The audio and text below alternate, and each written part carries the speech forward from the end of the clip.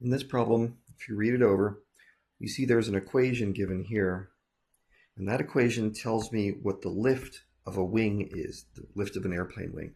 Wings of an airplane lift the plane up in the air, that's how it flies, based on how the wind is moving over the wings. When the wind has wind moving over it, it generates lift upwards. Now, I've written the equation right here.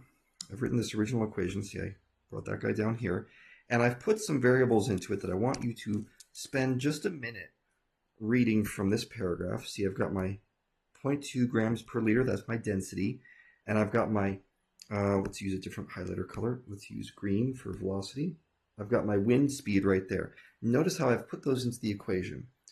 C and A, I left dark blue because we don't know what those are. Those are mysterious. There's all sorts of things they could be, and it's not worth spending any time worrying about it because they're not given to you. So we just have to leave those as they are. Now, what's the question? Look what this is asking now. I'm going to underline these. It's saying, what's the maximum lift force in pounds that a 40-mile-an-hour wind, okay, so look at that, that's interesting. The wind speed is changing to 40 miles an hour instead of 160. And the density of air is changing also to 0.8 instead of 0.2. So it sounds like this airplane is coming down in altitude and slowing down. And they want to know what's going to happen to the lift force now. It was 1,000. How does it change? Well, think about what's happening here. Oops, I'm in a highlighter mode. Hold on.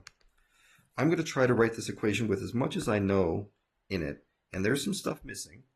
So question mark, this lift equals, well, there's a C and there's an A and there's a divided by 2. I know those. But what do I know that has happened to the density, for example?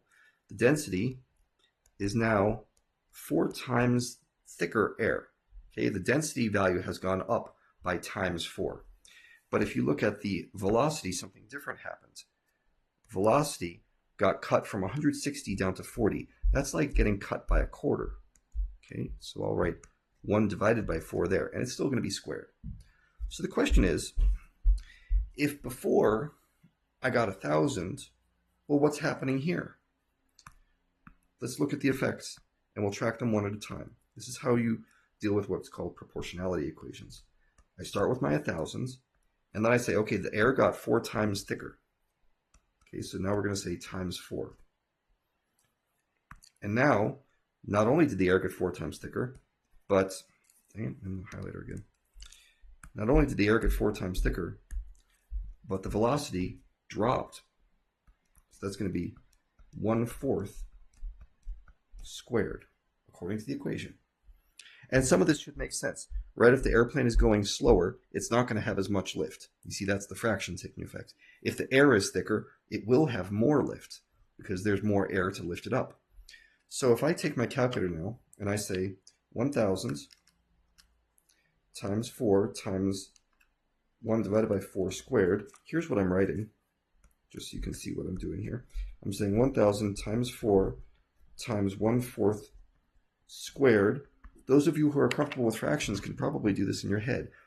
The 4 and the 1/4 are going to cancel each other out, and what's left is only one factor of 1/4, and that's going to turn into 250.